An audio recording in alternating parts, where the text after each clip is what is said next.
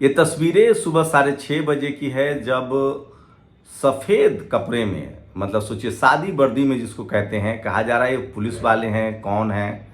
अखिलेश यादव ने सवाल पूछा है, चंद्रशेखर आज़ाद ने सवाल पूछा है। सोचिए किस तरह से सफ़ेद पर्दा लगाकर सोनम वांगचुक, जो पिछले 20 दिनों से भूख हड़ताल पर बैठे थे नीट पेपर लीक को लेकर या सीबीएसई में गड़बड़ी को लेकर, उनको ले जाया गया है। और अब खबरें हैं कि सफदरजंग अस्पताल में उनको एडमिट करा दिया गया है। उनकी पत्नी ने बाकायदा सोशल मीडिया पर इन्फॉर्म किया है कि उनको उनसे मिलने नहीं दिया जा रहा है, उनके मोबाइल्स को रख लिया गया है। उनकी पत्नी ने कहा है कि किसी भी कीमत पर उनके मुंह में कुछ भी लिक्विड उनके बगैर परमिशन के न डाला जाए। आपको बता दें कि सोनम वांगचुक जंतर मंतर पर पिछले 20 दिनों से भूख हड़ताल पर बैठे हैं। धरना उससे 7 दिन पहले से चल रहा था। कॉकरोच जनता पार्टी के नाम से एक सोशल मीडिया जो वेव उत्पन्न हुआ था, जो अभिजीत दीपके, जो बोस्टन में पढ़ते थे, महाराष्ट्र के हैं, बहुजन समाज के युवा हैं, उन्होंने कॉकरोच जनता पार्टी बनाई थी।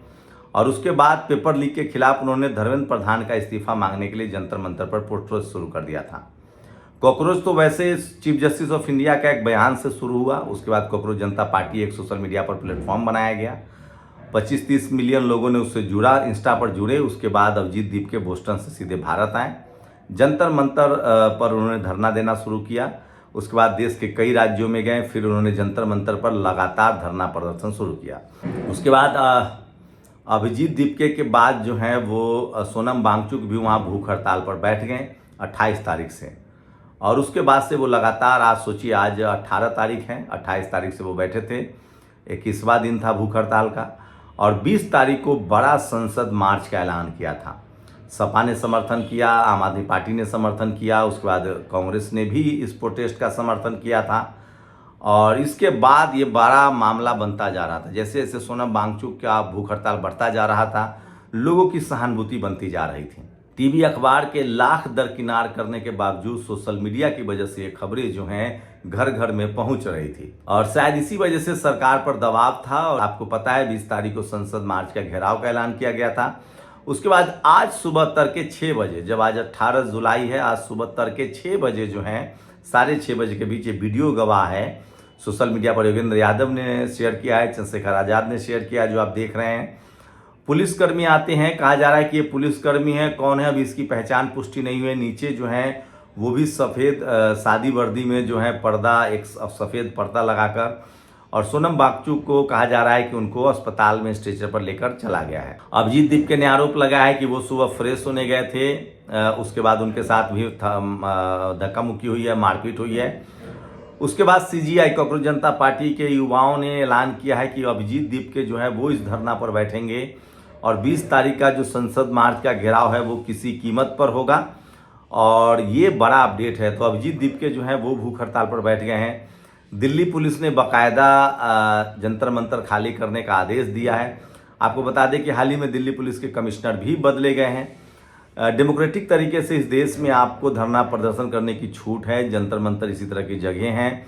पहले भी इस तरह के धरना प्रदर्शन होते रहे हैं, लेकिन अभी सरकार में थोड़ा मुश्किल है धरना प्रदर्शन।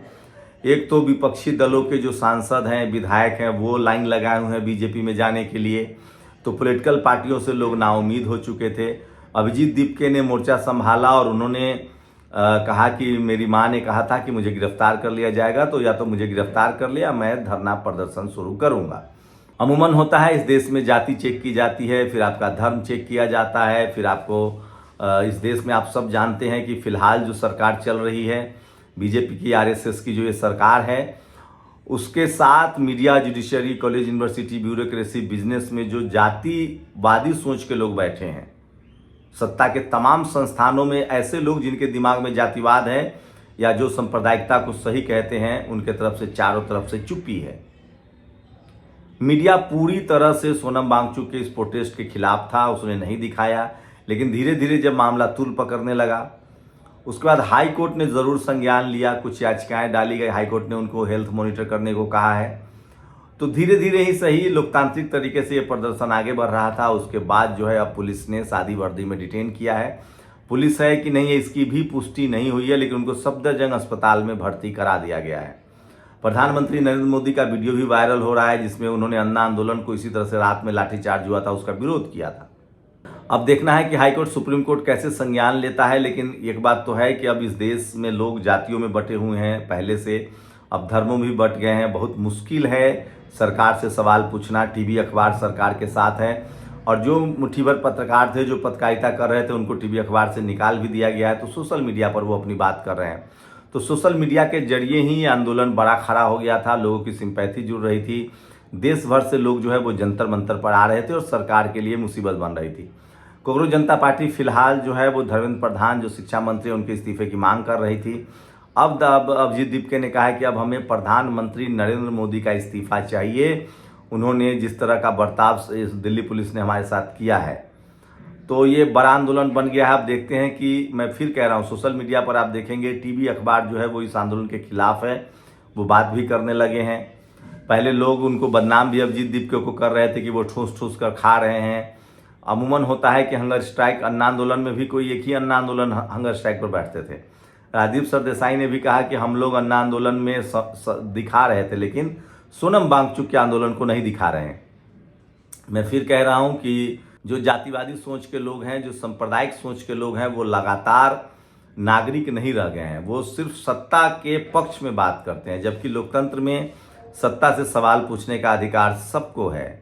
पहले भी इस देश में सरकारें रही हैं, सरकारों के खिलाफ धरना प्रदर्शन हुआ। इंदिरा गांधी के खिलाफ इमरजेंसी लगाना पड़ा था, उस समय भी धरना प्रदर्शन हुआ है।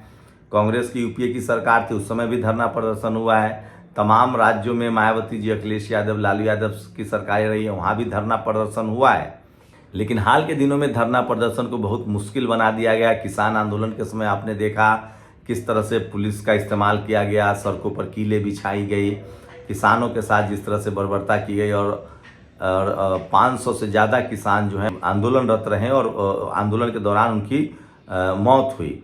आपने वो भी देखा है। महिला रेसलरों का आंदोलन था, उसे भी कुचला गया है। तो इस तरह के तमाम कमेंट सोशल मीडिया पर लिख रहे हैं। तो साढ़े सुबह 6 बजे लोग सवाल पूछ रहे हैं कि सरकार बातचीत भी कर सकती थी, उनको भूख हड़ताल तोड़वाया भी जा सकता था। तो सरकार की तरफ से कोई पहल नहीं हुई और पुलिस ने बाकायदा इस आंदोलन को ख़त्म कर दिया है। फिलहाल सोनम वांगचुक को अस्पताल में भर्ती कराया गया है। कहा जा रहा है कि वो सफदरजंग अस्पताल में है। वहीं अभिजीत दीपके जिन्होंने इस प्रोटेस्ट को नेतृत्व किया था, पहले शुरुआत में इन्होंने इस प्रोटेस्ट को शुरू किया, उन्होंने कहा है कि हम अब धरने पर बैठेंगे और हम भूख हड़ताल पर बैठेंगे। 20 को संसद मार्च होगा। देखने वाली बात होगी कि हाई कोर्ट सुप्रीम कोर्ट से कोई आज क्या डलती है कि नहीं।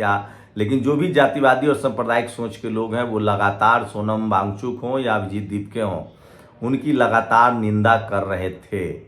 ये सबसे बड़ी खबर आपको बता रहा हूँ। फिलहाल सबसे ज़्यादा जातिवादी और सांप्रदायिक सोच के लोग मीडिया में भरे हुए हैं और वो लगातार इस आंदोलन को कुचलने की कोशिश कर रहे हैं, दुष्प्रचार कर रहे हैं। तो इस सरकार के लिए सबसे बड़ी जो कवच है, सुरक्षा कवच है, वो मीडिया है। महंगाई, बेरोजगारी, पेपर लीक, इन सब मुद्दों को दरकिनार किया जा रहा है, बेरोजगारी को दरकिनार किया जा रहा है। और वहीं सरकार बहुत सख्त है उन लोगों के खिलाफ जो डेमोक्रेटिक तरीके से, संवैधानिक तरीके से जनता के लिए आवाज़ उठाते हैं। महंगाई एक बड़ी समस्या है, बेरोजगारी एक बड़ी समस्या है, नौकरियां नहीं मिल रही। उसके बाद उस पर से भी पेपर लीक, 90 से ज़्यादा पेपर लीक हुए हैं, ये सच्चाई है। और पेपर लीक जो है किसी एक जाति धर्म के लिए नहीं होता है, तमाम छात्र जो हैं। लेकिन इन सब मामलों पर अब हाई कोर्ट सुप्रीम कोर्ट में संज्ञान भी नहीं लिया जाता है। अब तो राम मंदिर चोरी हो गया, दर्जन भर मंदिरों में चोरी के मामले सामने आए, उसको भी जस्टिफाई करने की कोशिश हो रही है। आप सब ने देखा होगा। तो जब जो लोग राम मंदिर के नाम पर सत्ता में आए हैं, आस्था के नाम पर धर्म की राजनीति करके सत्ता में आए हैं, वो मंदिरों में चोरी को भी जस्टिफाई कर रहे हैं। सोचिए, दिल्ली में 700 करोड़ का जो भ्रष्टाचारी है वो विदेश भाग जाता है, मेडिकल स्कैम। इस सरकार के आने के बाद दर्जनों भ्रष्टाचारी जो है वो देश छोड़कर भाग गए हैं। तो सत्ता पक्ष की तरफ से कोई भ्रष्टाचारी अब तक सामने नहीं पकड़ा गया है जो बड़ा प्लेयर हो। लेकिन विपक्ष के तमाम, एक और है कि विपक्ष के तमाम नेता जो हैं वो दबाव में, डर से या मर्जी से, मुझे नहीं पता, आप लोग बेहतर कमेंट करके बता सकते हैं, वो सब जरूर जो है वो बीजेपी में जाने की लाइन लगे हैं। विपक्ष आरोप लगाता है कि सरकार इनकम टैक्स और ईडी के जरिए विपक्षी दलों के नेताओं को तोड़ रही है और उनको लालच दिया जा रहा है, income tax, ED. Sanjay Singh तो जेल में रह के आए हैं, अरविंद केजरीवाल, तमाम विपक्षी दलों के नेताओं को भी जेल में डाला गया है। तो अब आम लोगों की आवाज़ जो है वो खासकर जो बीकर सेक्शन के लोग हैं, शोषित वंचित समाज के लोग हैं, उनको लगता है, उनके पढ़े लिखे लोगों को लगता है कि उनके लिए मुश्किलें गंभीर है। अभिजीत दीप के भी बीकर सेक्शन से हैं और वो प्रोटेस्ट को लीड कर रहे हैं। वो धरना पर बैठ गए हैं। अभिजीत दीप ने कहा है कि हम हंगर स्ट्राइक पर बैठे हुए हैं और हम इस आंदोलन को आगे चलाएंगे, कंटिन्यू चलाएंगे जब तक अब धर्मेंद्र प्रधान और प्रधानमंत्री का इस्तीफा नहीं हो जाता। लेकिन मीडिया लगातार इस आंदोलन को बदनाम कर रही है। कभी कल एक पत्रकार ने तो यहाँ तक कहा कि यहाँ इनकलाब के नारे भी लगते हैं। तो ये बड़ी खबर है जो सोशल मीडिया पर वायरल है। आप लोग अपनी प्रतिक्रिया जरूर दीजिए। वैसे राजनाथ सिंह ने कहा था कि इस सरकार में इस्तीफा नहीं होता। तो ये पहली सरकार है जिसमें कोई भी सरकारी नेता, मंत्री या सिस्टम में बैठे लोग अब भ्रष्टाचारी नहीं हैं। अब भ्रष्टाचारी विपक्षी दल के नेता हैं। वहीं अब वो जमाना भी गया जब हाई कोर्ट, सुप्रीम कोर्ट से संज्ञान लिया जाता था, जनता सड़कों पर उतरती थी। अब जनता जो है वो पक्षों में बटी हुई है।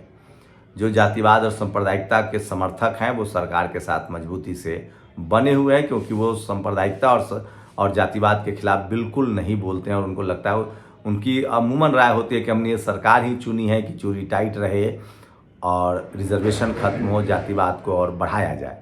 तो जो भी जातिवादी सोच के लोग हैं और सांप्रदायिक सोच के लोग हैं वो इस सरकार के साथ लगातार हाँ में हाँ मिला रहे हैं, ये सच है। और वो चपरासी से लेकर चीफ जस्टिस तक के पदों पर बैठे हुए इस तरह के तमाम आरोप जो हैं वो लोग लगा रहे हैं। चुनाव आयोग पर विपक्षी दल आरोप लगा रहे हैं। सुप्रीम कोर्ट, हाई कोर्ट में जिस तरह से कुछ फैसले आए, जिस तरह से कुछ रिटायर्ड जज जो हैं वो बीजेपी में शामिल हुए, चाहे बंगाल में हो, चाहे दिल्ली हाई सुप्रीम कोर्ट के कुछ जज शामिल हुए बीजेपी में। चुनाव आयोग के जिस तरह से कर्मचारी को जो है वो पदोन्नति दी गई, जिस तरह से ब्यूरोक्रेसी में बैठे लोगों को बार बार पदोन्नति दी जा रही है, इससे उनको मौका मिलता है। और वो कहते हैं कि जो जातिवादी और सांप्रदायिक सोच के लोग हैं, चपरासी से लेकर चीफ जस्टिस तक, वो इस सरकार में महफूज हैं और उन्हीं को सरकार लगातार इनाम दे रही है। आप लोग अपनी राय जरूर दीजिए। शुक्रिया। दस्तक की आपसे गुजारिश है कि अगर इसको बचाना चाहते हैं तो नेशनल दस्तक को सब्सक्राइब करने के लिए रेड कलर के सब्सक्राइब बटन को दबाएं, फिर बेल आइकन की घंटी दबाएं। नेशनल दस्तक को बचाने के लिए बहुत जरूरी है कि हर खबर को शेयर करें, लाइक करें, कमेंट जरूर करें।